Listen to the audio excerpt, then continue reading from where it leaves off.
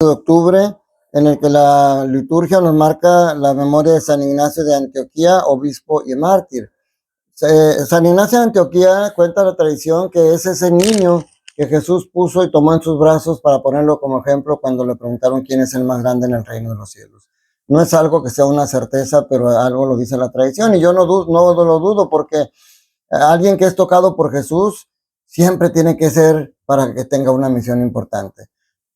Tú fuiste tocado por Jesús también. Si ya fuiste tocado, si has tenido una experiencia de Dios, no has sido tocado para que sigas siendo un mediocre, para que sigas siendo un mentiroso, un borracho, no sé, un maltratador. Dios te ha tocado para que seas alguien importante en la vida, como lo fue San Ignacio de Antioquía. Incluso capaz de soportar todas las pruebas de la vida. San Ignacio de Antioquía fue asesinado, fue matado mártir. Y una de sus frases dice: soy trigo de Dios y he de ser molido por los dientes de las fieras para llegar a ser pan limpio de Cristo. Y él escribió varias cartas porque en el transcurso a su martirio tuvieron que hacer algunas escalas, y él aprovechaba no para renegar, sino para escribir cartas, siguiendo aleccionando y pidiéndole que se defendieran de todos los ataques de la fe. Y también les pedía que no oraran por él, por su salvación, que oraran por él para poder ser un verdadero discípulo de Jesús. De hecho, una de sus frases fue: ahora empiezo a ser discípulo, ahora que voy al martirio. Y bueno, entrando en la lectura de la carta de los Romanos, capítulo 4, versículos del 1 al 8, nos presenta todavía Pablo insistiendo en la importancia de la fe sobre las obras. Pablo insiste en que la salvación es un don gratuito de Dios por medio de la fe. Y por eso Abraham lo menciona como el padre, nuestro padre en la fe, porque dice San Pablo: ¿qué diremos de Abraham, padre de nuestra raza? Si Abraham hubiera obtenido la justificación por sus obras, tendría que estar orgulloso, pero no delante de Dios. En efecto, dice la Escritura, Abraham le creyó a Dios y eso le valió la justificación. Fíjate, mi hermano, en el capítulo 15 del Génesis presentan a Abraham ya anciano, ya sin una tierra estable, sin descendencia, y sin embargo ahí Dios renueva sus promesas y Abraham le cree. Abraham cree que lo que Dios le ha dicho será una realidad. Porque esa es lo que nos va a justificar.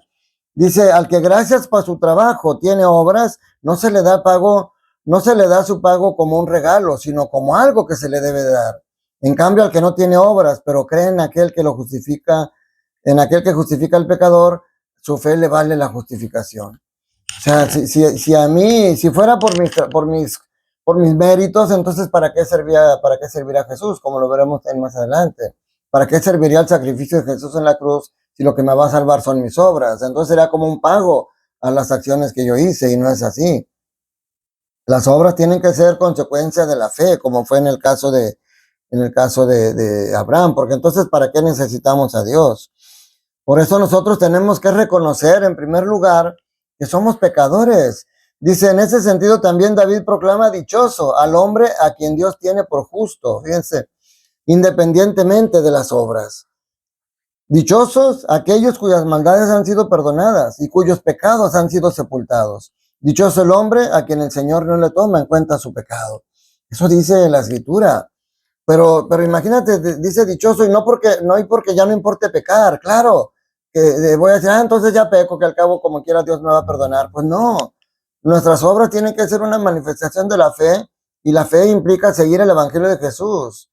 Y cuando lo fallamos, porque una cosa es que no volvamos a pecar porque somos pecadores, somos frágiles, pero hay que reconocerlo, hay que reconocer los pecadores, y hay que reconocer que Jesús pone los medios precisamente para ser justificados por la fe. Porque cuando tú confiesas, reconoces tus pecados y lo confiesas ante un sacerdote, ojo, porque Jesucristo les dio la autoridad para perdonar los pecados, no por su poder, sino porque es Jesús quien perdona, no es ellos mismos. Pero cuando sales del confesionario, dice, recibes el perdón y un gozo profundo, porque sales hasta más ligero, sales muy contento porque te has reconciliado con Dios. Pero eso requiere fe. Eso requiere fe en que no es el sacerdote el que te está perdonando, sino que es presencia de Cristo, que es el que verdaderamente te ama y te perdona. En el Evangelio de Lucas, capítulo 12, versículos del 1 al 7. Me da tristeza todavía ver cómo algunos templos a veces lucen vacíos o con poca gente. Y seguimos diciendo, es que la pandemia, antes de la pandemia, la pandemia ya pasaron 5 años, mis hermanos. Bueno, en algunas partes se ha reactivado fuertemente aquí en México, en Monterrey, gracias a Dios. No, sigue estando presente el coronavirus, pero ya con un control. Pero es duro que todavía sigamos teniéndolo como pretexto para no acercarnos a la iglesia. Dice aquí, en aquel tiempo la multitud rodeaba a Jesús en tan gran número que se atropellaban unos a otros. Qué hermoso fuera que nos atropelláramos en la entrada de la puerta porque todos queremos entrar a tener ese contacto con Jesús en la misa. Pero no es así porque nos dejamos influenciar por los demás, por el mundo. Y Jesús dice, cuídense de la levadura de los fariseos, es decir, de la hipocresía. La levadura sirve para agrandar. O sea, un pastel que no le pongan levadura va a quedar aplanado. Se le tiene que poner levadura para que levante. El francés, las margaritas, las conchas, ese pan tan rico que pones, si no tuviera levadura quedaría aplanada. Y sin embargo, la levadura en la tradición judía era moralmente corruptora. Por eso todos los panes que se hacían para el sacrificio eran pan sin levadura, pan que no tuviera la posibilidad de ser corruptirse o corrompida. Entonces nosotros tenemos que cuidarnos y a veces, pues por cuidarnos más bien del exterior, como siempre lo ha dicho, descuidamos lo interior y lo exterior tiene que ser una manifestación de lo interior. Y a veces ocultamos nuestro verdadero yo porque aparentamos cosas diferentes. Pero dice, no hay nada oculto que no llegue a descubrirse ni nada secreto que no llegue a conocerse. Para Dios no hay secretos. Para Dios somos transparentes, somos un libro abierto. Él nos conoce desde el más fondo de nuestras almas. Entonces tenemos que tener cuidado de no ser como los fariseos hipócritas y cuidar más, y sigue insistiendo Pablo en cuidar más nuestro cuerpo, nuestra alma que nuestro cuerpo. Yo les digo a ustedes, amigos míos, fíjate, te dice amigo mío Jesús a ti y me lo dice a mí. No teman a aquellos que matan el cuerpo y después ya no pueden hacer nada más. Les voy a decir a quienes han de temer. Teman a aquel que después de darles muerte los puede arrojar al lugar de castigo. Se lo repito, a él deben de tenerle miedo. Fíjate, en la palabra no tengan miedo lo repite mucho la escritura. Y hoy Jesús dice que debemos de tener miedo. Ahorita les explico esto. Dice otro punto de la reflexión, que lo que decíamos, que tenemos que confiar en la misericordia de Dios. Yo cuando voy a bautizar, empiezo desde la entrada, como marca el ritual, porque les digo, todas las personas somos criaturas de Dios. Estos niños fueron creados por Dios con amor, porque Dios ama a los pájaros, a los peces, a los elefantes, a toda la creación, Dios lo hace con amor. Pero solamente los seres humanos podemos pasar a ser hijos de Dios. Y por eso estamos en la puerta para bautizar a estos niños, porque ustedes vienen a pedir el bautismo para que se conviertan en hijos de Dios y ahora ya puedan entrar a la templo como en su casa. Entonces, y eso lo digo porque aquí dice, no se venden 5 pajarillos por 2 monedas. Sin embargo, ni uno solo de ellos, ni uno solo de ellos se olvida a Dios. Y por lo que a ustedes toca, todos los cabellos de su cabeza están contados. Y termina diciendo, no teman pues, porque ustedes valen mucho más que todos los pajarillos. Primer punto, dice no teman. Y antes nos dijo que sí debemos de temer. Pero temer al que pueda dañar nuestra alma. Yo no puedo decir, yo no le tengo miedo al diablo y me le enfrento bien valentón. Pues sí, ya valió, ¿verdad?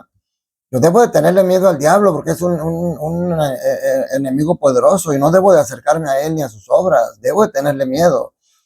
Y si lo enfrento, porque lo tengo que enfrentar muchas veces, dice el apóstol San Pedro que el diablo anda como león rugiente buscando a quien devorar. Si lo tengo que enfrentar, tiene que ser de la mano de Jesús. Él es más poderoso que el diablo y él es el que me puede sacar adelante.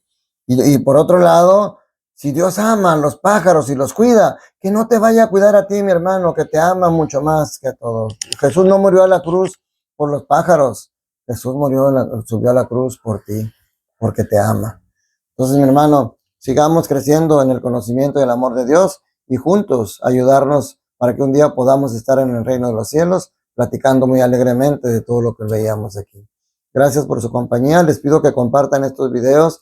Suscríbete si no lo has hecho y regálame like para que cuando una persona busque el evangelio de hoy, este video te va a tener la oportunidad de llegar con él. No encadenemos la palabra de Dios. Debe circular en los corazones de toda la gente, en todo el mundo. Un fuerte abrazo y un saludo para ustedes.